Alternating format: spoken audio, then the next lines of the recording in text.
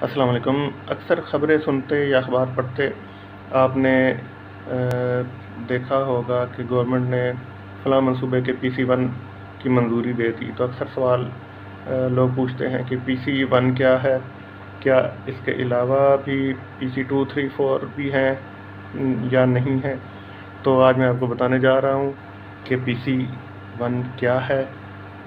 और ये सब शुरू करने से पहले आपसे गुजारिश है कि चैनल को सब्सक्राइब करें और बेल आइकन प्रेस करना भी ना भूलें। तो PC stands for planning commission of Pakistan. इसने कुछ फार्म बनाए हैं मुख्तलिफ सेक्टर्स में डेवलपमेंट के लिए, तो उनको PC फार्म्स कहा जाता है। बेसिकली ज़्यादा मशहूर PC-1 है, क्योंकि PC-1 के अंदर इब्तदाई किसी भी प्रोजेक्ट की रिक्वायरमेंट्स, उसकी फिजिबिलिटी, ये चीज़ें आ जाती हैं। प्लानिंग कमीशन हुकूमत पाकिस्तान का एक ऐसा इदारा है जो हुकूमत के जो 15-20 साल पहले हर हुकूमत जब भी गवर्नमेंट बनाती थी तो अपने 5 साला प्रोग्राम वो दिया करती थी। तो वो प्लानिंग कमीशन ही उन प्रोग्राम्स को देखता था। तो अब उन प्रोजेक्ट्स का नाम मिड टर्म प्लान दे दिया गया। इसके अलावा PSDP के जो प्रोग्राम हैं वो सारे प्लानिंग कमीशन देखता है। तो प्लानिंग कमीशन ने 5 डिफरेंट फार्म बनाए हैं। PC-1 फार्म के अंदर इनिशियल फिजिबिलिटी होती है, प्रोजेक्ट रिक्वायरमेंट। उसके बाद PC-2 फार्म होता है। PC-2 फार्म के अंदर भी बेसिकली फिजिबिलिटी स्टडी ही होती है। हम कह सकते हैं कि PC-2 form detailed feasibility study of any project होती है। PC-3 फार्म को हम कह सकते हैं कि उसकी जो progress report of any project, उसके फाइनेंशियल और फिज़िकल प्रोग्रेस की मॉनिटरिंग इसमें की जाती है। PC-4 फार्म को आप किसी प्रोजेक्ट की कंप्लीशन रिपोर्ट कह सकते हैं। इसके अंदर उस प्रोजेक्ट में आई हुई मुश्किलात, उसमें सीखे गए लेसन्स, ये चीज़ें उसमें देखी जाती हैं। कितना उसकी ड्यूरेशन थी और कितना उस की एस्टिमेटेड कॉस्ट थी और कितना एक्चुअल उस पे कास्ट आई और कितना ड्यूरेशन में प्रोजेक्ट कंप्लीट हुआ।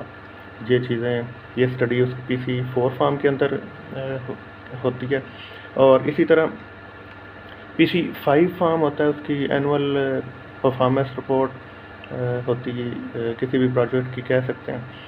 उसमें जो देखा जाता है कि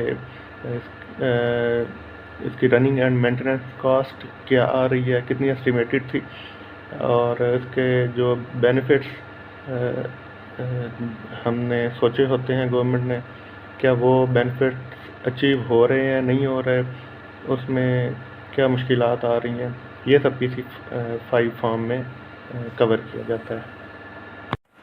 इसी तरह PC-3 फार्म है, जैसा कि आपको बताया गया कि ये जो उसकी ड्यूरिंग एग्जीक्यूशन उसकी रिपोर्ट होती है, मंथली रिपोर्ट, प्रोग्रेस रिपोर्ट आप कह सकते हैं। इसमें 2 फार्म है, PC-3A और PC-3B। PC-3A में ये आप स्क्रीन पे PC-1 फार्म देख सकते हैं। ये है इंफ्रास्ट्रक्चर सेक्टर के लिए। PC-1 form production sector, infrastructure sector और सोशल सेक्टर के लिए अलग अलग दिए गए हैं। लेकिन बेसिकली इन तीनों में कोई ख़ास फ़र्क नहीं है किसी एक आध पॉइंट्स के अलावा।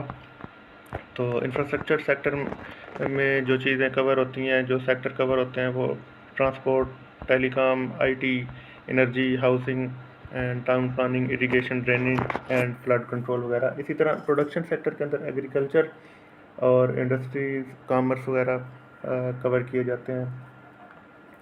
तो इस फॉर्म के अंदर जैसा कि आपको बताया गया कि फिजिबिलिटी स्टडी होती है,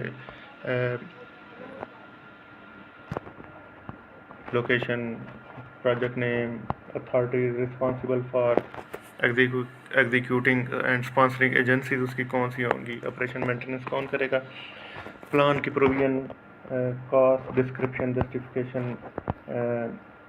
maintenance cost, demand supply analysis, financial plan and social sector के बेनिफिट्स, इन्वायरमेंट इम्पैक्ट असेसमेंट, ये सारी चीज़ें इसके अंदर आती हैं।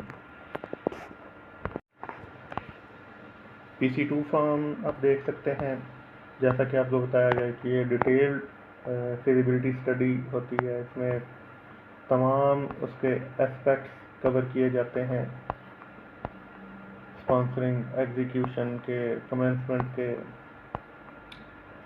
उसमें कॉस्ट कहाँ से आएगी,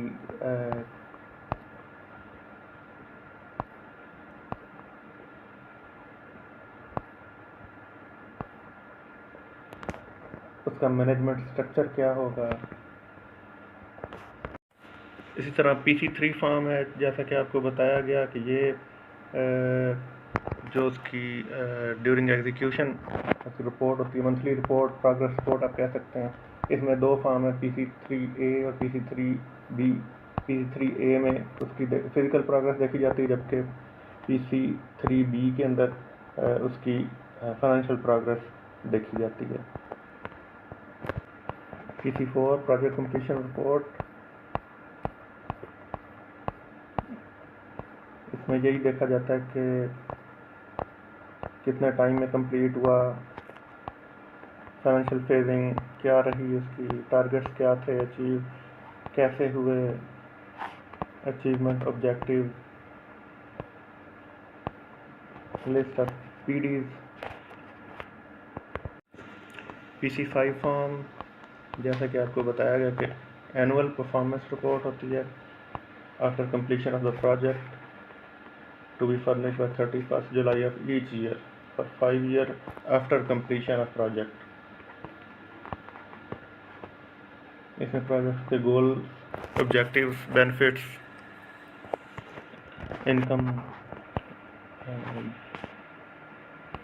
benefits to the public, any change, ये सारी चीज़ें इसमें देखी जाती हैं। Running and maintenance cost, PTC, lesson learned, suggestions to improve project performance।